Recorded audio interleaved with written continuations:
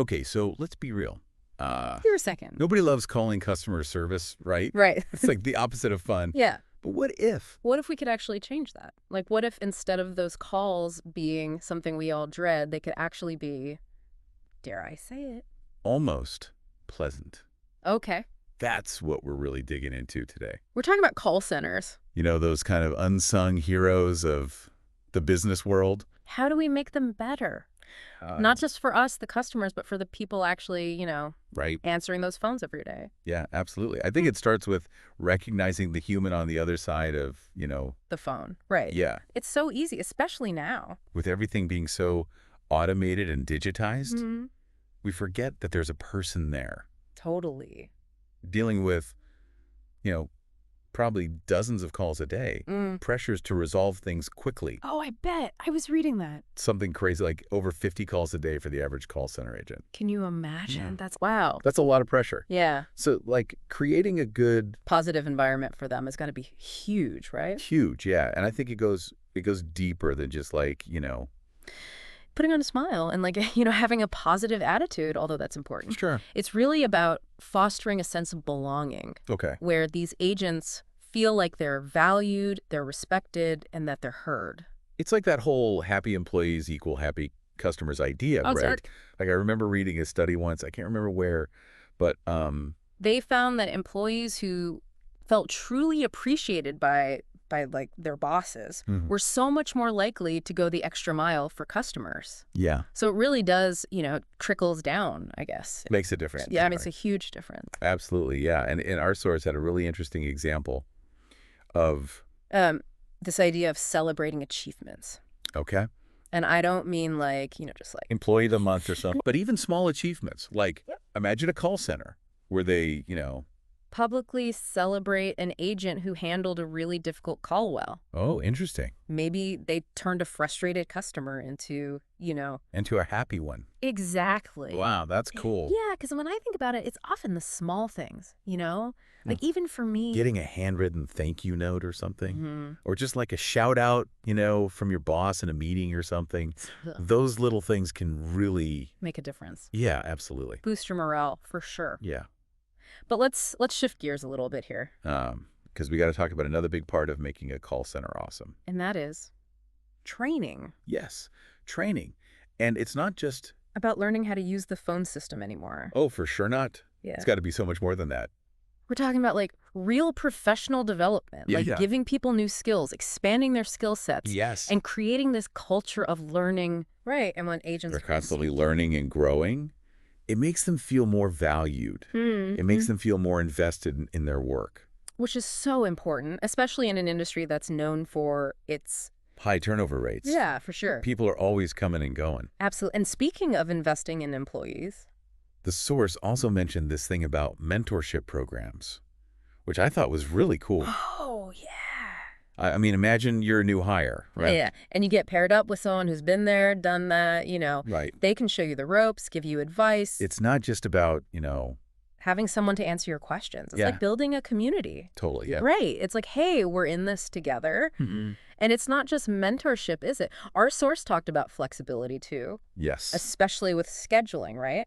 Because a lot of people working in call centers. I imagine they probably have other things going on. Absolutely. Families, second jobs sometimes. So being able to have some say in when you work, Yeah, that's got to be huge. totally. And, it's not even just about the convenience, though. That's obviously a big part of it. Sure. But when you give employees more control over their hours. It reduces their stress, Right. and it actually helps them focus better when they are working. Makes sense. If you're constantly worried about having to leave early to pick up your kid from daycare or something, Right. it's going to be hard to give your full attention to the calls, Oh, absolutely. It's like trying to, I don't know. Write a report while you've got a pot of water boiling over on the stove, Yeah. Something's got to give. Exactly. But how do you actually make that work? I mean, Call centers have to be staffed, right? yeah. You need people answering the phones. Well, that's where, technology can actually be really helpful. Okay. The source mentioned workforce management software.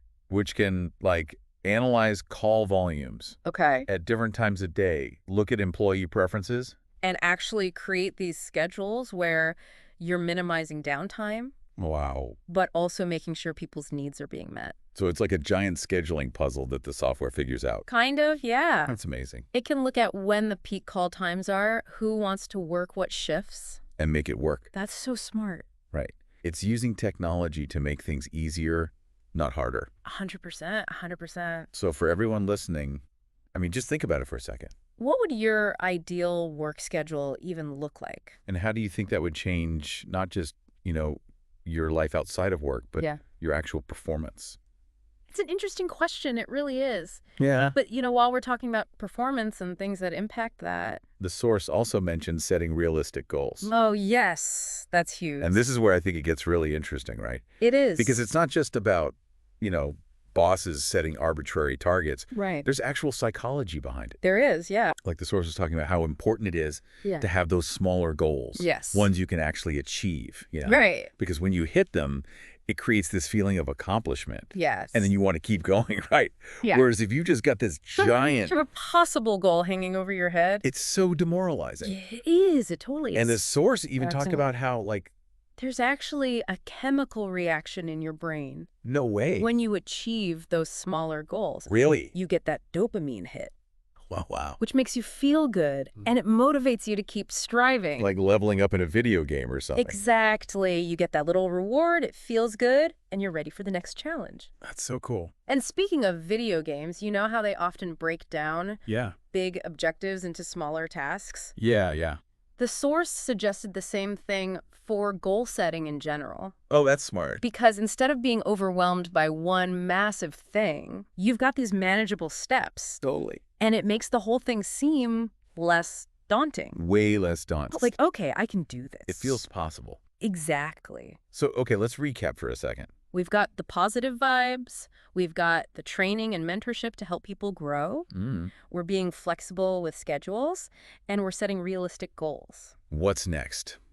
What's the secret sauce? Well, according to the source, it's time to talk about recognition and rewards. Right, because everybody... Feel appreciated. Exactly. Yeah. Exactly. And it's not always about the money, although... Come on, who doesn't like a little bonus? I mean, sure, a little extra cash is always nice. Right. But it's not always the most important thing. That's true. Sometimes it really is the thought that counts. Totally. A simple thank you note, even handwritten, Yeah, those are the best.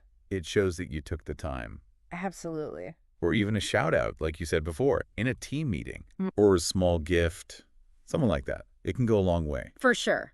For sure. It's about making employees feel seen, like their hard work is noticed and appreciated. Yeah, totally. And what's interesting is that the source actually emphasized this idea of having different types of rewards. Oh, that's a good point. Because not everyone wants the same thing. Right. Some people love being the center of attention. Exactly. Others, not so much. Exactly. So you got to cater to different personalities, different preferences. I like that.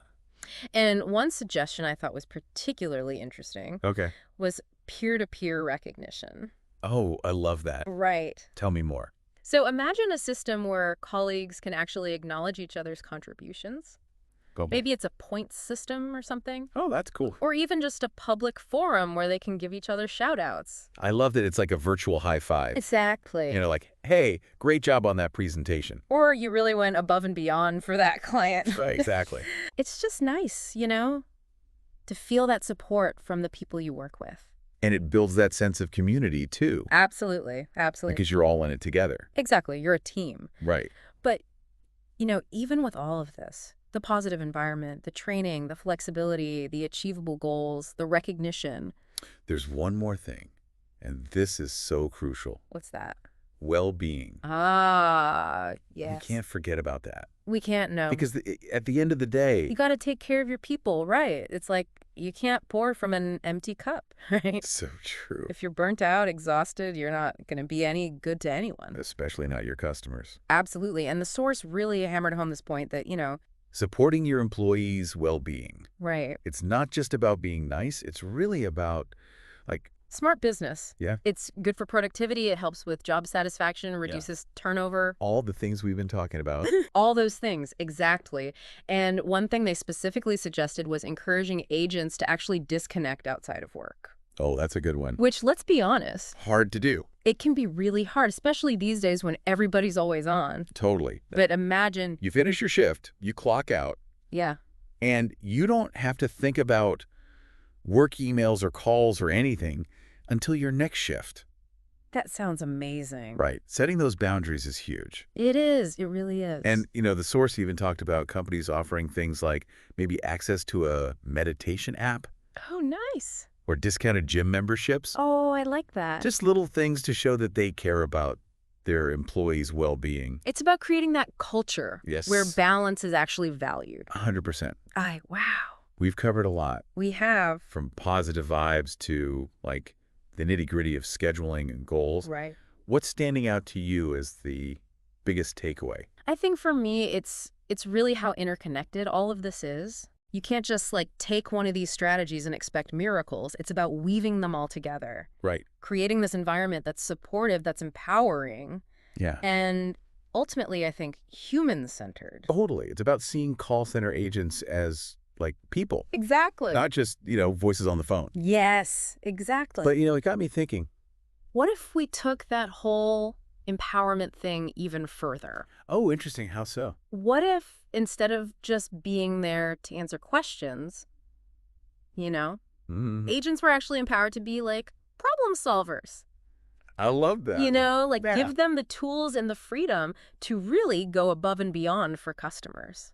Totally. So instead of just following a script, Exactly. they can use their judgment, Yeah. think outside the box, really find solutions. Exactly. Imagine that. You call customer service. And you're going to talk to a real person Right. who can actually help you. And who wants to help you? Yes, who's empowered to actually make things right. It could totally change everything. It really could. Turn those calls that everyone dreads Right. into something, dare I say. Enjoyable. Now that's a future I can get behind. Right. So, as we wrap up here, I want to leave you with this. okay, How can we, all of us, reimagine the role of the call center. How do we empower those agents on the front lines? to not just handle calls, but to truly make a difference?